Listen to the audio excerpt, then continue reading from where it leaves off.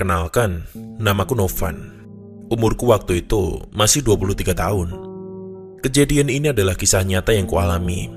Dan belum lama ini, tepatnya di tahun 2022, dan kejadian itu masih teringat jelas di pikiranku. Juga, itu menjadi sebuah pengalaman yang tidak akan pernah bisa kulupakan. Awal mula cerita, dulu aku adalah seorang karyawan di toko oleh-oleh makanan lumpia yang ada di Semarang. Asal kotaku adalah Pemalang, Jawa Tengah. Sore itu, aku barusan pulang kerja sekitar pukul 5 sore. Kuparkirkan motorku di depan kos. Lalu, ada seorang ibu kos yang menyapaku. "Wah, tumben gasik mas, biasane baline bengi," ucap si ibu kos. "Nggih bu, soalnya tadi pesenannya sedikit, ndak kayak biasanya banyak. Ditambah badanku agak sedikit ngereges bu. Saya masuk kos dulu ya bu," jawabku padanya. "Iya mas, monggo, diistirahatkan awake mas," tutur ibu kos padaku, yang kubalas dengan senyuman. Wajar, sebelumnya aku memang sering pulang telat, dikarenakan pesanan lumpia lagi banyak untuk acara-acara orang yang pesan. Jadi tak heran jika ibu kos menyapaku seperti itu. Aku pun masuk ke dalam kamar kosku. Kubaringkan badanku di atas kasur kecilku yang saat itu masih berantakan. Maklum, kamar anak muda. Dan untuk mengobati rasa lelahku, aku menyalakan rokok surya untuk menenangkan pikiranku yang sedang berantakan karena memikirkan pekerjaan. Dan juga seketika aku melamun, membuang nafas bersama dengan asap rokokku. Aku sering berkata dalam hati, sampai kapan aku terus seperti ini? Ingin rasanya aku cepat menjadi orang sukses. Seringkali aku iri pada teman-temanku, teman-teman seumuranku yang sudah menikah, sudah punya pekerjaan tetap, hingga bahkan memiliki usaha sendiri. Aku yang sedang melamun, tiba-tiba dikagetkan dengan suara HP-ku yang ternyata ada telepon dari orang tua pacarku. Namanya Pak Slamet. "Halo, assalamualaikum." "Nggih pak, waalaikumsalam. Pripun je pak?" "Wis bali Van?" tanya Pak Slamet. "Sudah pak, ada apa pak tumben telepon? Mau ngasih nasi megono ya pak?" tuturku sambil bercanda dan tertawa kecil. "Kalau mau nasi megono, makanya sini pulang, nanti bapak belikan yang banyak, tapi nanti dihabiskan ya. Oh iya Van, bapak itu mau ngomong sama kamu. Kira-kira besok minggu kamu bisa izin cuti nggak? Bapak mau minta tolong. Bapak pengen beli motor buat berangkat kerja. Soalnya motor bapak yang satunya dipakai Thomas untuk berangkat sekolah. Jadi bapak pengen beli satu lagi. Lagian bapak juga ada tabungan buat beli motor bebek. Bapak pengen Supra. Uangnya nanti bapak transfer ke kamu ya," pinta Pak Slamet padaku. "Walah, insya Allah bisa pak. Nanti aku tak izin sama bosku. Nanti aku juga carikan motornya. Saya kabarin ya kalau udah dapat motornya. Kira-kira budget berapa pak?" "Ya nggak usah mahal, yang sekitar 6 juta Van.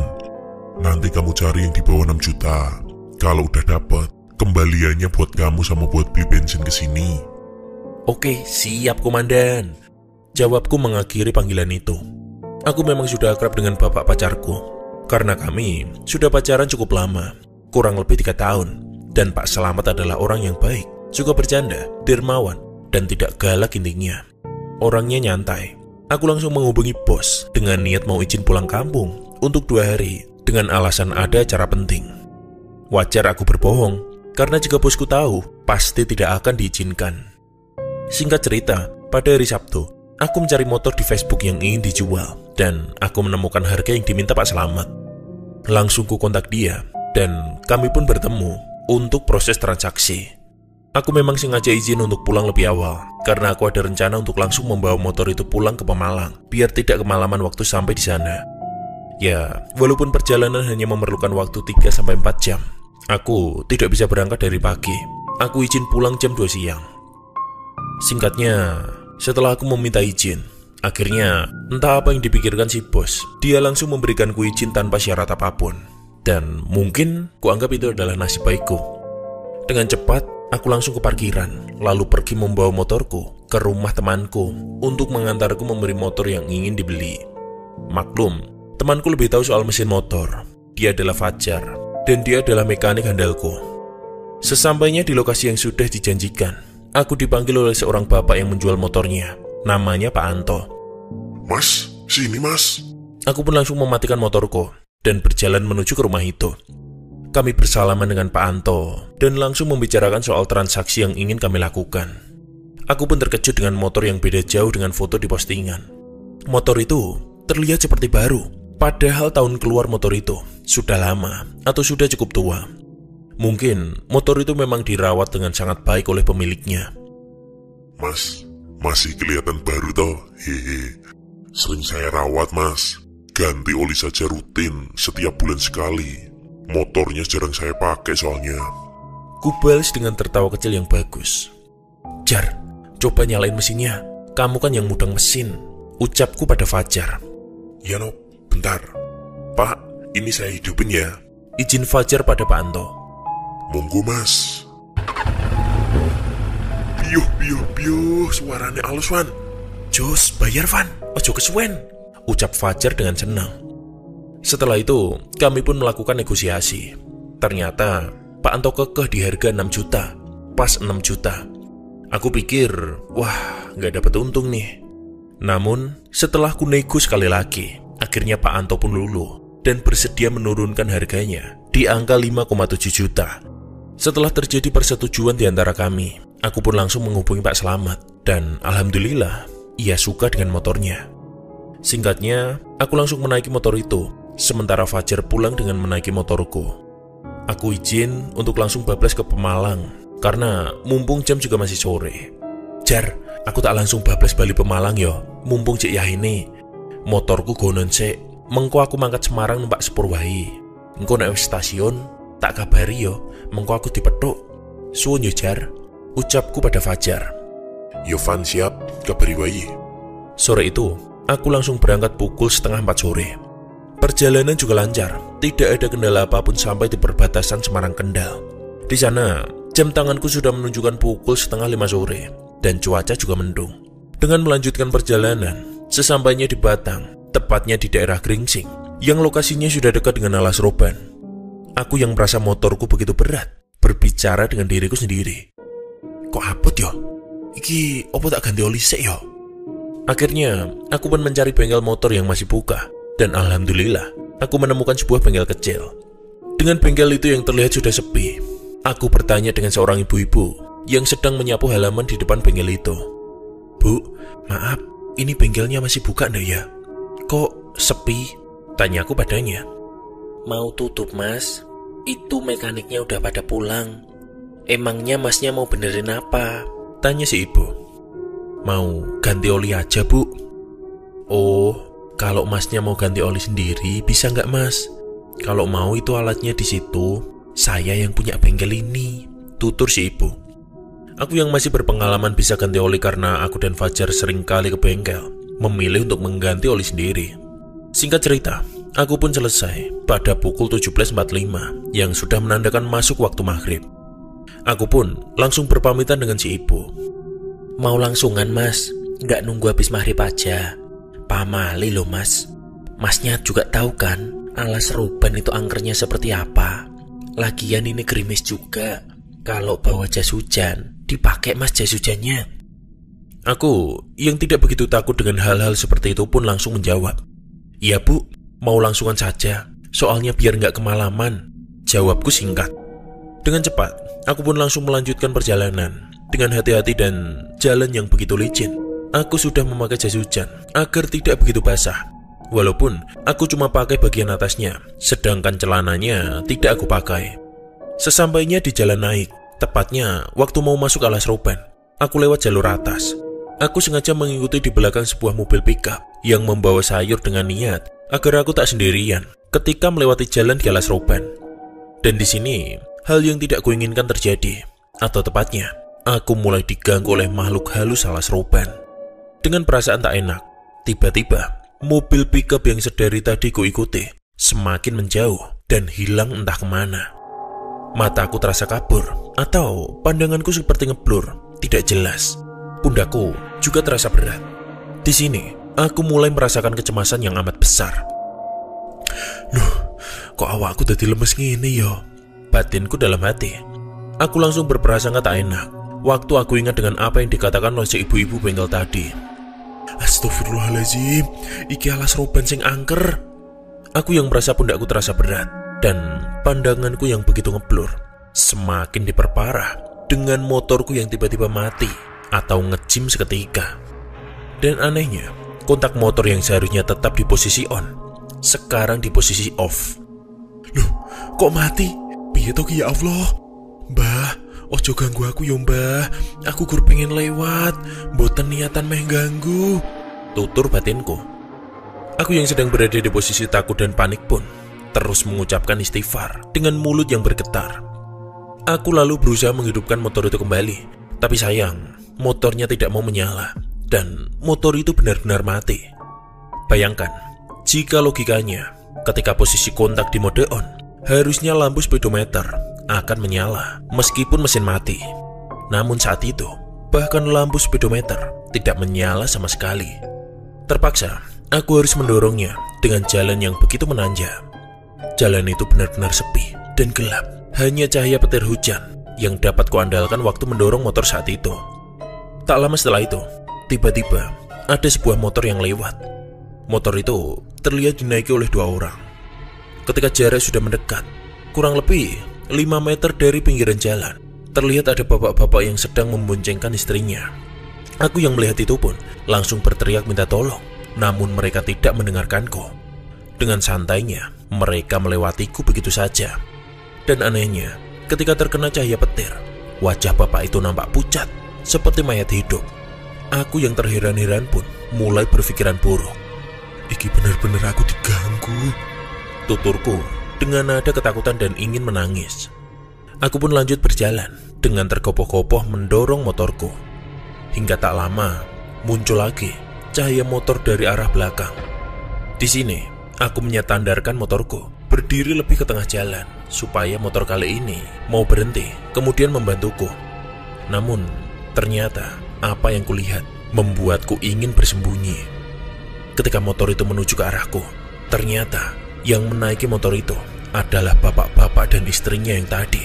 Namun kondisi mereka kini terlihat jauh lebih mengerikan, di mana wajah bapak itu terlihat dipenuhi darah, sementara sang istrinya berdarah di area perut. Aku langsung melompat ke pinggir jalan dan pura-pura tidak melihatnya. Namun sialnya, motor itu malah berhenti tepat di sampingku.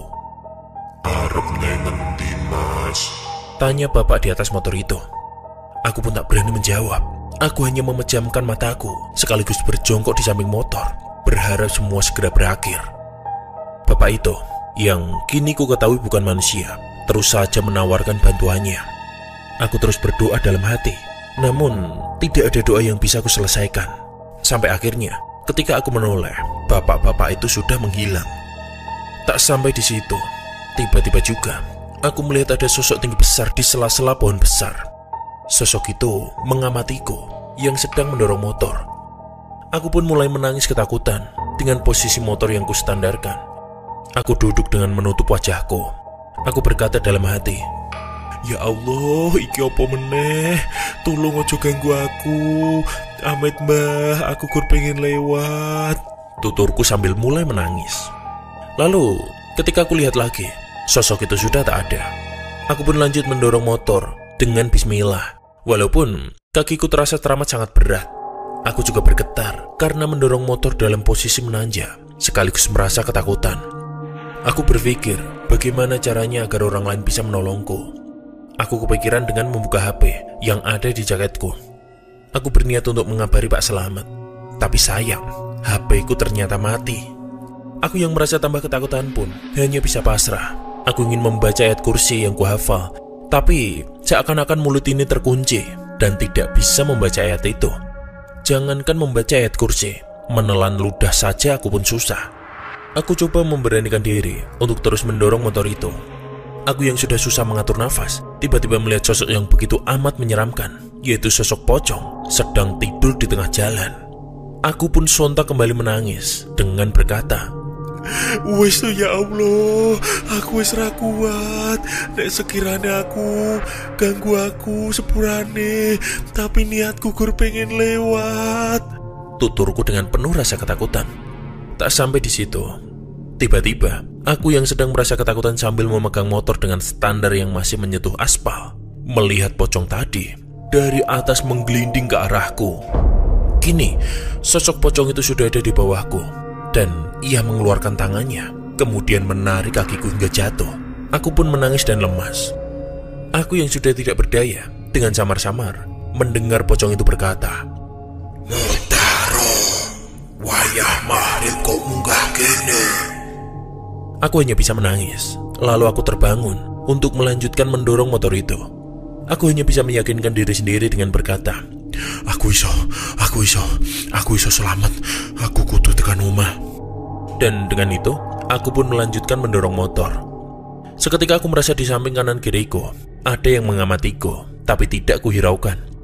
Aku hanya fokus untuk tidak ingin melihat sosok-sosok itu.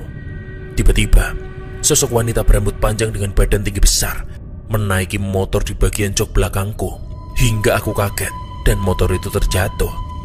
Aku pun tertimpa motor yang kudorong. Aku melihat sosok wanita itu sudah terbang, sembari ketawa mengerikan, layaknya sesosok kuntilanak. Aku hanya bisa menangis dan menangis, gara-gara ini baru pertama kalinya aku mengalami hal semenyeramkan ini. Lalu, entah kenapa, waktu itu aku bisa sedikit membaca ayat kursi yang kuhafal dengan nada terbata-bata. Dan mungkin karena ketakutan, aku tak sadar aku telah membaca ayat kursi hingga hampir selesai. Wala ya'udu ifduma wawal aliyul azim. Seketika, aku merasa ada yang mendorong dan aku tak sadarkan diri. Dengan kepala yang sakit dan berat, aku pun membuka mataku pelan-pelan. Pandanganku kabur atau ngeblur, kepalaku pusing. Dengan aku yang sudah berada di sebuah gubuk jualan orang di pinggir jalan. Dengan jelas, aku mendengar beberapa orang sedang berbicara. Alhamdulillah, sampean sampun sadar, Mas. Mau jenengan semaput. Mas jari ono sing nulungin jenengan. Kok jenengan nyurung motor niku muter-muter tok, Mas. Ting dalan arah nanjak, bar kuwi sampean semaput. Tapi mau wong sing nulungi sampean wis bali. Jarine kesusu, ono kepentingan. Bojone meh lahiran kandhane. Aku pun terdiam dengan memegang kepalaku yang masih teramat pusing. Aku hanya bisa menganggukkan kepala dan berkata lemas. "Nggih, Pak, matur suwun," tuturku padanya. "Makane, Mas, jenengan nek numpak motor ki ojo ngalamun. Iki alas roban. Tempatnya memang angker. Terus jangan lupa baca doa, apalagi pada waktu maghrib. Sampean masuk ke sini itu kalau bisa setelah maghrib." Aku pun terkejut. Seketika hal-hal yang diomongkan oleh ibu-ibu tadi ternyata sama dengan bapak ini. Ternyata itu semua benar. "Sampean meh neng di Tomase Mangi?" tanya si bapak. "Kulo badhe wangsul, Pak, teng Pemalang," jawabku padanya. "Walah, yowis, niki wedange diombe sik ben anget.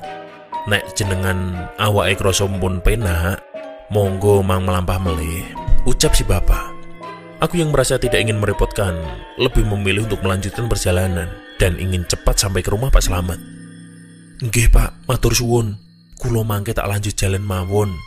Mpun boten pengen ngerepotin jenengan," ucapku padanya.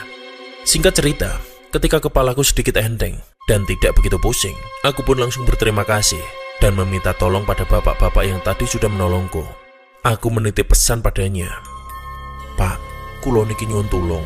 Nanti kalau orang yang tadi nolongin saya kesini lagi, tolong kasihkan nomor HP saya yang saya tulis di kertas ini ya, Pak. Saya ingin mengucapkan terima kasih banyak. Kulo pamit, Pak. Matur nuwun," ucapku padanya. "Nggih, Mas, manggih kulo sampaikan," jawab bapak itu. Aku pun langsung melanjutkan perjalanan. Yang anehnya, motor yang tadi kudorong kini sudah normal kembali dan bisa menyala. Aku pun lega dan juga tak lupa mengecek apakah ada yang lecet. Dan alhamdulillah, tidak ada baret sedikit pun. Meskipun ini sedikit aneh, karena aku sempat terjatuh. Tapi, ya sudahlah. Tanpa berpikir panjang, dan hanya ingin fokus ingin cepat sampai tujuanku, aku pun melanjutkan perjalanan. Dengan membawa motor lebih hati-hati lagi, sembari membaca istighfar, sholawat, aku pun merasa bagian belakang, seperti ada gerunjalan velg yang bengkong. Dan setelah ku cek, ternyata benar, velgnya melengkung. Seperti baru saja diduduki sesuatu yang sangat berat. berarti tenan. Pas mau tak surung, ono wong wedok bonceng goro-goro kuwi. Tapi yo wis lah ora apa-apa. Sing penting lainnya aman, iso dibenerke. Singkat cerita, aku pun sampai di Pemalang pukul 1 malam. Aku segera menceritakan semua ke Pak Selamat, dan aku benar-benar merasakan kekuatan yang amat luar biasa. Aku yang dari Semarang pukul 3:30 sore, yang seharusnya sampai pukul kurang lebih 8:30 malam, harus sampai di sini jam 1 pagi. Gara-gara kejadian itu, aku mengalami trauma dan takut. Aku sekarang tidak pernah pulang malam ketika lewat Alas Roban. Dan ketika ingin mudik ke Pemalang, aku lebih sering naik kereta agar lebih aman. Sekian, terima kasih telah mendengarkan cerita kali ini. Terima kasih juga kepada Bang Novan yang sudah berbagi cerita seramnya. Apabila teman-teman ingin mengirim ceritanya, bisa cek di kolom deskripsi ya. Wassalamualaikum warahmatullahi wabarakatuh.